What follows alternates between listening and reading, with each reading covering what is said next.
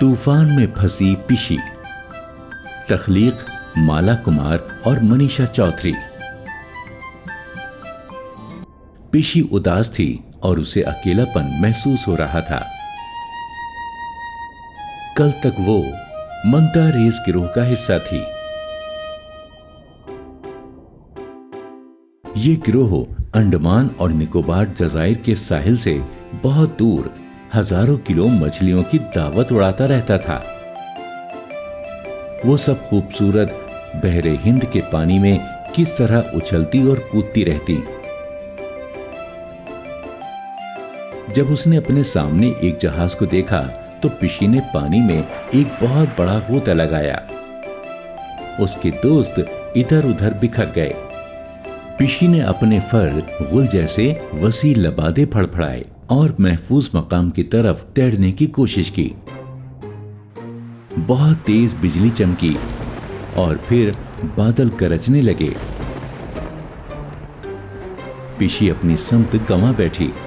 अब ये समंदर उसके लिए सियाह अंधेरे के मानिंद था। एक बड़ी और घुमावदार लहर ने उसे जहाज के नीचे धकेल दिया। उसके पेट में एक जख्म हो गया। उसे मालूम था कि उसे क्या करना है। उसे अपने दोस्तों को तलाश करना था, लेकिन पहले उसके जख्म का ठीक होना जरूरी था। वो फिर पूरी तेजी से साहिल की तरफ बढ़ने लगी। पिशी का दिल जोर जोर से धड़क रहा था। काश वो इतनी बड़ी ना होती। 10 मीटर लंबी और 900 किलो से भी ज्यादा वजनी। उसे किसी अस्पताल में पहुंचना था बहुत जल्दी। आखिर जिंदगी और मौत का सवाल था। इसी असना में उसे साहिल पर एक रहनुमा मीनार यानी लाइट हाउस नजर आया। वो खुशी से उछल पड़ी। पिशी कुदरत के अस्पताल पहुंच चुकी थी। फौरन ही मुतादिद मछलियों का एक हुजूम उसके आसपास तैरने लगा। जिन मछलियों को बास मौकों पर वो खाती रहती थी, वही आज उसकी जान बचाने वाली नर्सें बन गई थीं।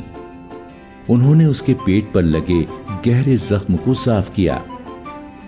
क्लीनर मछली ने जिल्द के कटे फटे टुकड़े खा लिए। जल्द ही पिशी को आराम महसूस होने लगा। बहरे हिंद में रहने वाली 5000 इकसाम की मछलियां उसे अच्छी लगने लगीं। अरे हाँ, इस वीडियो को लाइक और शेयर करना ना भूलें। बराहे करम ज़ेल में अपनी राय दें।